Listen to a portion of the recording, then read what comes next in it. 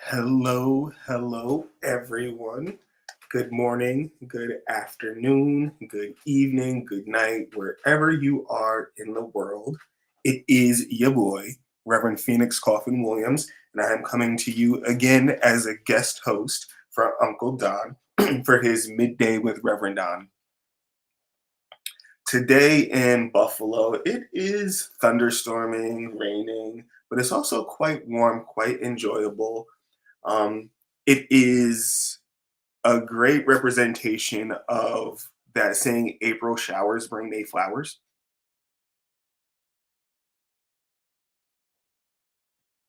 So, up right now. One of the things that I do want to talk about today is coming directly from some of the work that I've been doing all morning as a therapist, mental health counselor, as a coach, in the professional realm. One of the things that came up today, and it actually came up like multiple times, is related to sex, sexuality, and sexual addiction.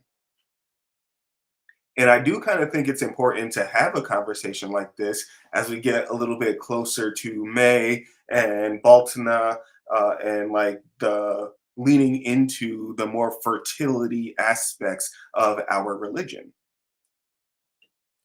For those of you who might not know anything about me, aside from being a high priest and the first priest of the Corellian tradition, I am also a licensed clinical mental health counselor, and I do practice a regular therapy practice with clients. And the stuff that I work with people with is a wide range of things, from depression and anxiety and schizophrenia and bipolar disorder to obsessive compulsive disorder, um, impulse control, addiction, autism spectrum, PTSD, you name it, diagnosable, not diagnosable. I work with the entire spectrum of things that people might want to get some assistance with. And today, a bunch of folks wanted to talk about their relationship to their sex. I will continue by saying that as a mental health professional, one of the domains that I do use to judge whether or not someone is engaging in and participating in wellness is their level of satisfaction with their own sexual identity, their own sexuality, and the way that they participate in sex. Even someone who identifies as asexual will report being satisfied with how they participate in their sex life when they are doing well. When it comes to the idea of sexual addiction, this is not really a thing. There is not technically a diagnosis of sexual addiction. And while people might feel that they struggle with their sexuality and their sexual behaviors in the same way that people struggle with alcohol or cannabis or heroin or food, at the end of the day, it's just not a classification that professionals utilize. But what we do utilize is what we call impulse control.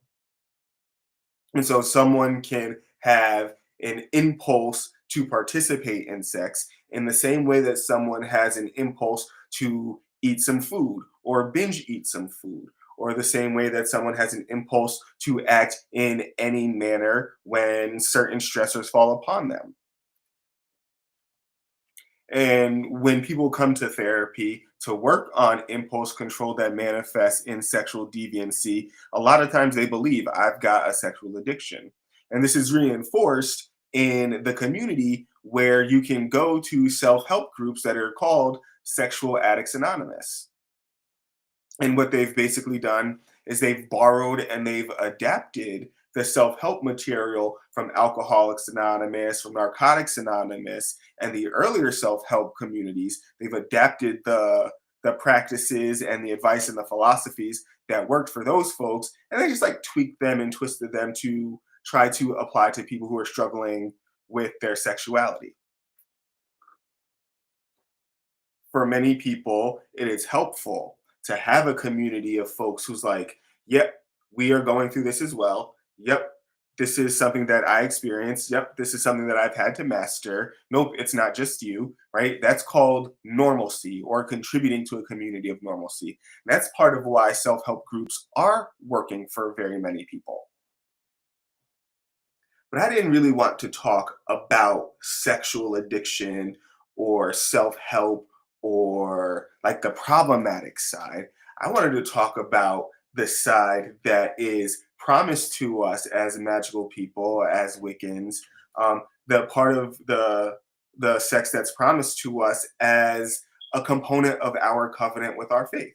Like I want to talk about sexual pleasure and fertility and the ways that we can interpret sexuality as above, so below, and give kind of some insight into a theological or a spiritual interpretation for our own innate sexual identities, beings, behaviors, and desires. That's what I wanted to talk about. So, first things first, as a Corellian, with our origins being in a mixture of European indigenous witchcraft and North American indigenous spiritual practices, our approach towards sex, sexuality, and this kind of intimacy that we can share with others is not one that is grounded in puritanical assumptions or fears. It is one that is grounded in a reverence for the goddess and God and that cycle of life, death, and rebirth that is maintained through these actions and practices. And sexual actions and practices, they occur in all aspects of nature. They occur in the plant kingdom, they occur in the animal kingdom, they occur with the sea creatures and the amphibians and all of that. Right? Like this process of 1 plus 1 equals 3 is a divine principle, and it is absolutely expressed through sexual reproduction.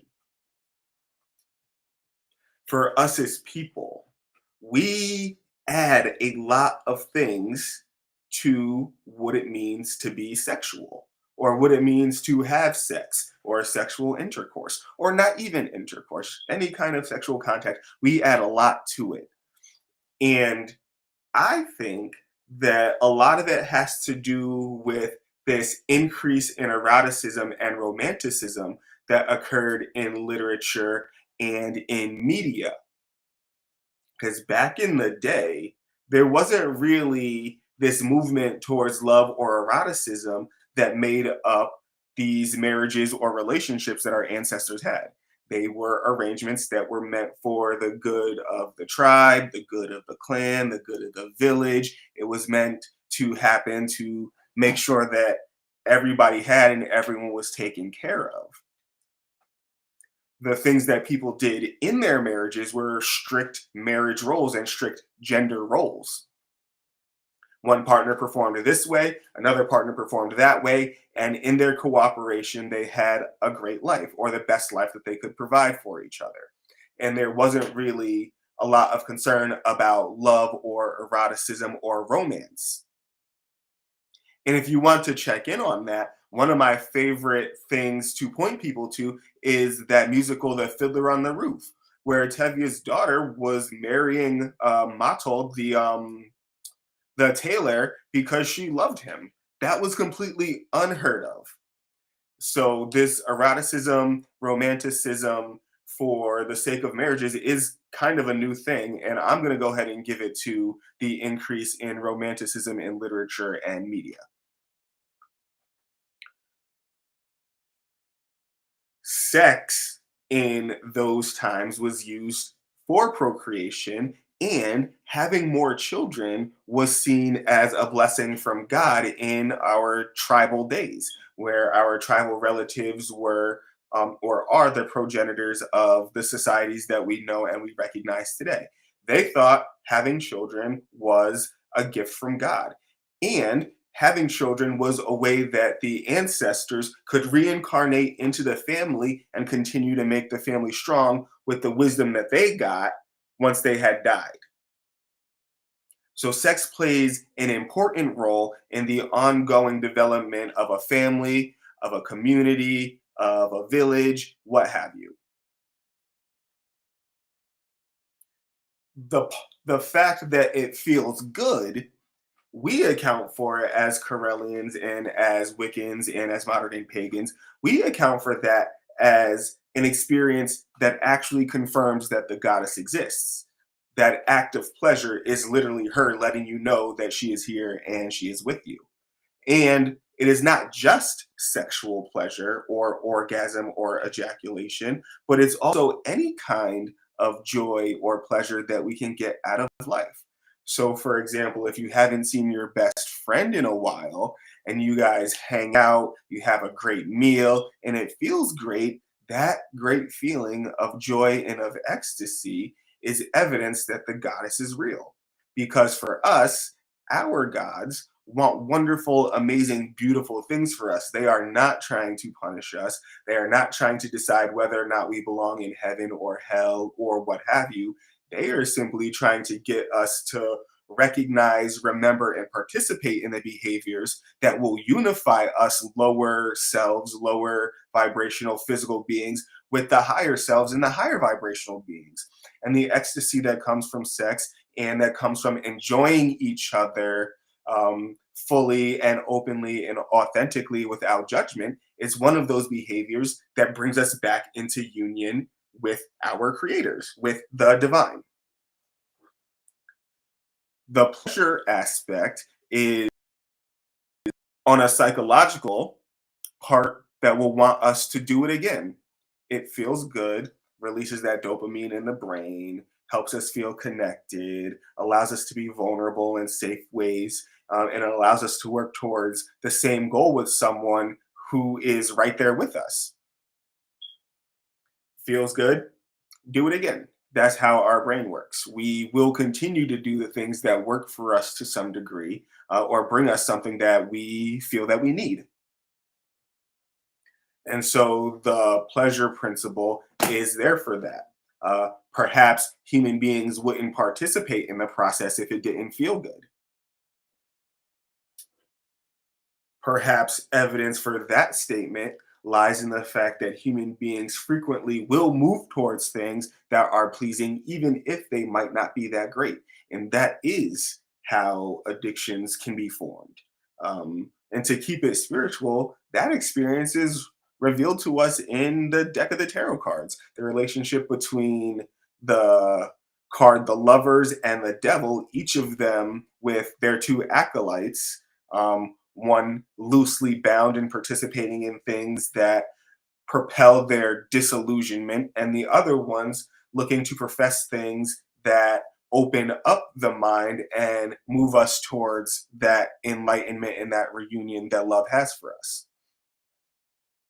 The fact that both of those characters, the lovers in the lovers card and the characters in the devil card are naked, include the fact that sex is something that is a vulnerable act and it is included in something that we have to pay attention to. And nakedness and nudity is a way to symbolize vulnerability. It is a way of also symbolizing purity and a lack of jadedness, right? Like our clothes are kind of evidence that we are jaded about something. They seek to hide something that we might be ashamed of or displeased with. And the use of nudity in our spiritual works, one, makes us separate from the idea of nudity or nakedness being a problem and helps us recognize that nudity, nakedness, and even the sexuality that comes along with it can help us understand sacred and divine messages, since we all started out that way. At this point, I don't see anyone in the chat right now wanting to contribute, but I will go ahead and take a slight break and see if we can check in with our sponsors. So let's see what's going on with Equinox.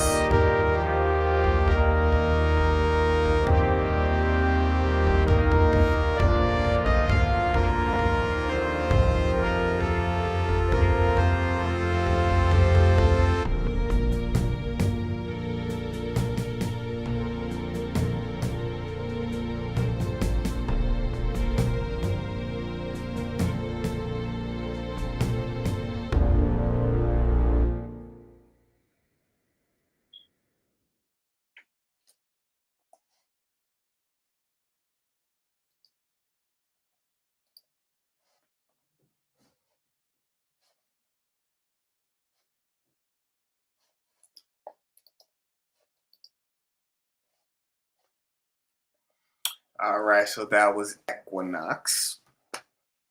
Thank you for sponsoring Midday with Reverend Don. But back into it.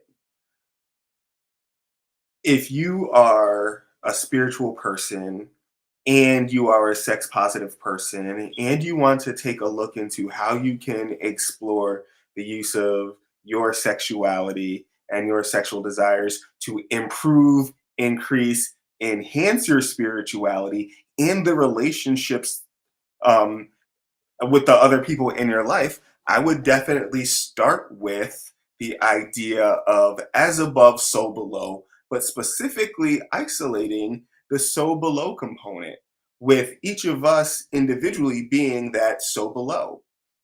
Our anatomy, our physiology, the way that we function is a direct mirror of what happens up there in what we think of as the higher planes of existence. And so for us, when we think about sex, we can think about our mouth, we can think about our anus, we can think about the penis, and we can think about the vagina as, and the breasts or chest as the focus for the physical component. But take it into another level. What would you consider being the sexual components of yourself from the astral plane? Because we just talked about it from the physical plane, those primary and secondary sexual characteristics. But what about from the astral plane? What about your imagination gives rise to that sexuality? Above that, in the mental plane, above that, in the emotional plane. Stop and consider, maybe even before your next planned encounter, stop and consider all of the parts of yourself and how you would experience the act of sexual ecstasy throughout all the seven planes of existence, or throughout all the seven chakras in your energetic body. Think about the tools that you would have.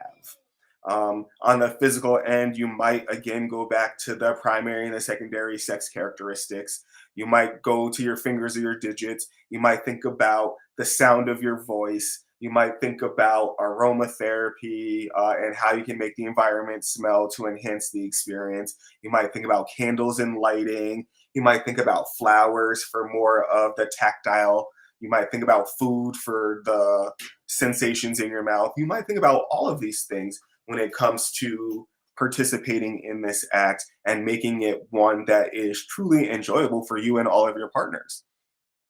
Because that's the other thing. The act, for it to be a sacrament from our goddess, is that it does have to be absolutely consensual and it does have to be enjoyable for those who are participating, right? It's not a sacrament if any of the participants walk away feeling unsatisfied, unfulfilled, or like they weren't able to tap in to that spiritual current that is generated when bodies work together in that way. So remember, we're looking for folks to all feel connected and tapped in. And that doesn't have to mean that everyone experiences an orgasm or an ejaculation. For male bodied people, penis havers, a lot of folks don't know that there is a separation between ejaculation and orgasm. For a lot, they experience it very, very close together, but it's actually a separate experience.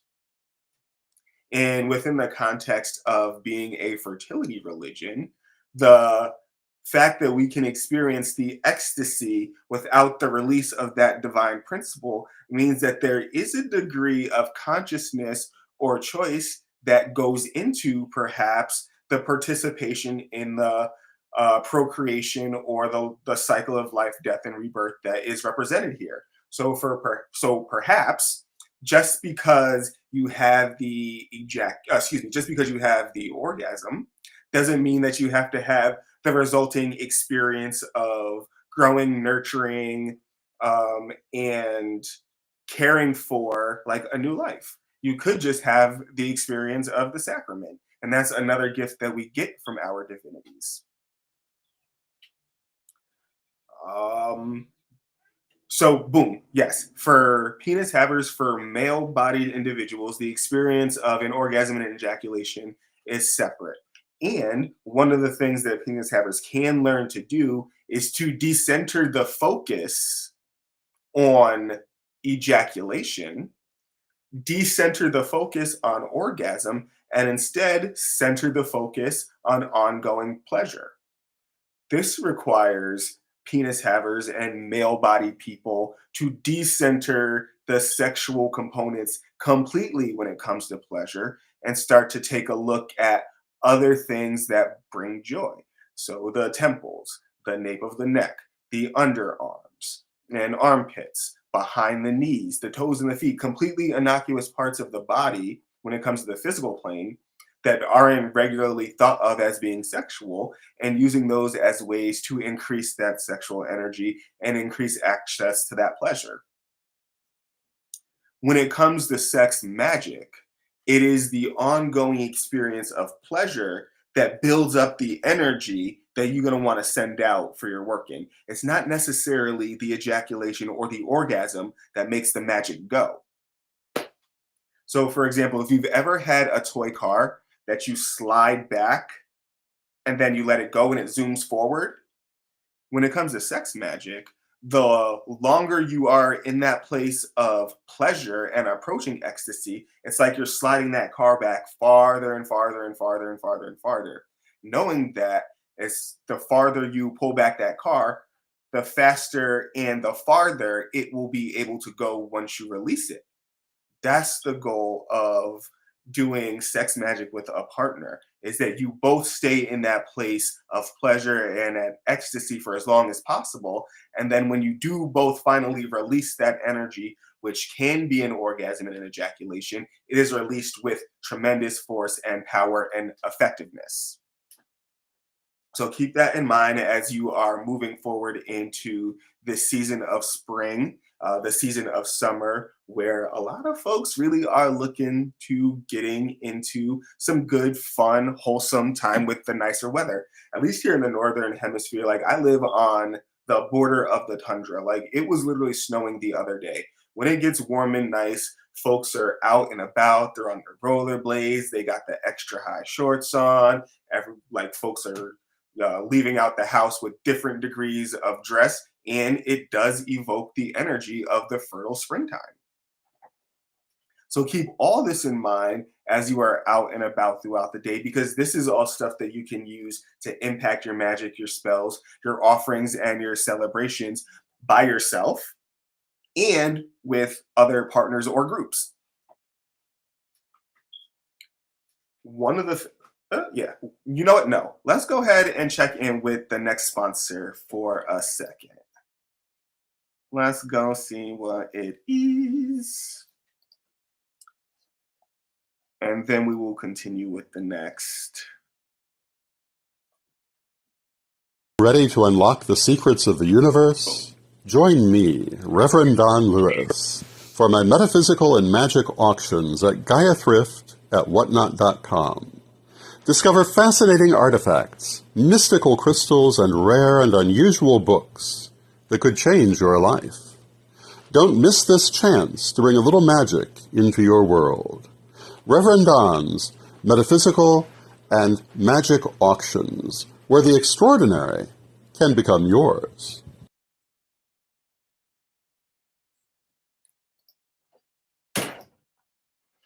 Excellent, excellent, excellent. Thank you for that, Uncle Don, and your metaphysical auctions for sponsoring Midday with Reverend Don.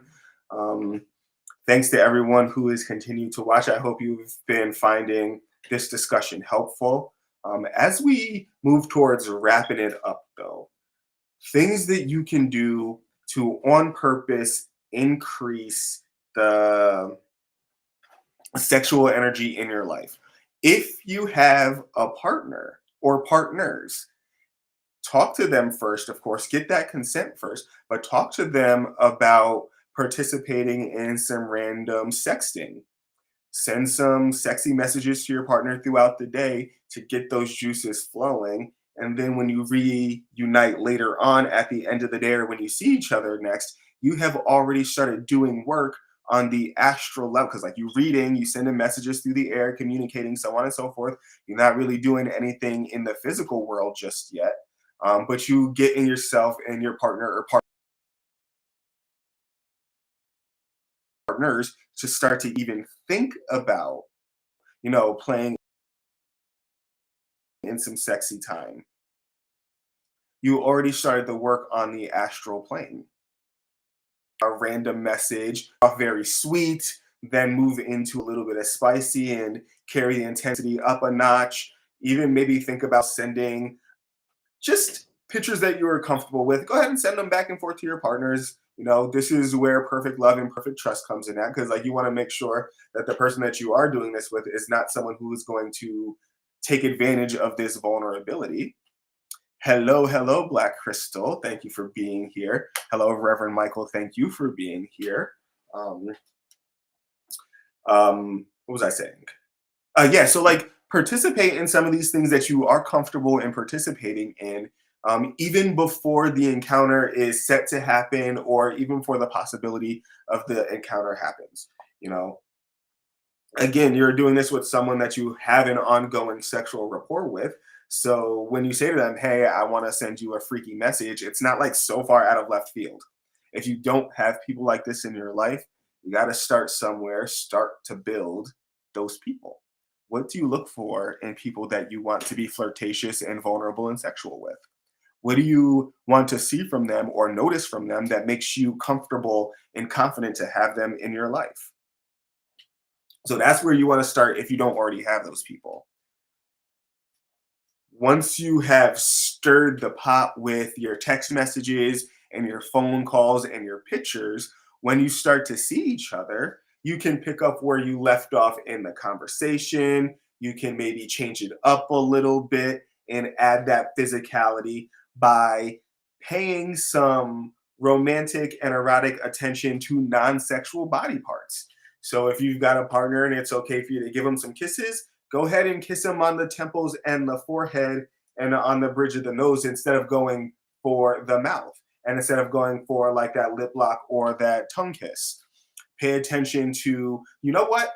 Prime example, Gomez Adams. Like if you've ever seen him kissing up his wife's arm from her hands all the way up to her shoulders, like that is a great example of paying some special attention to non-sexual body parts to kind of get that juice flowing and have it be stimulating.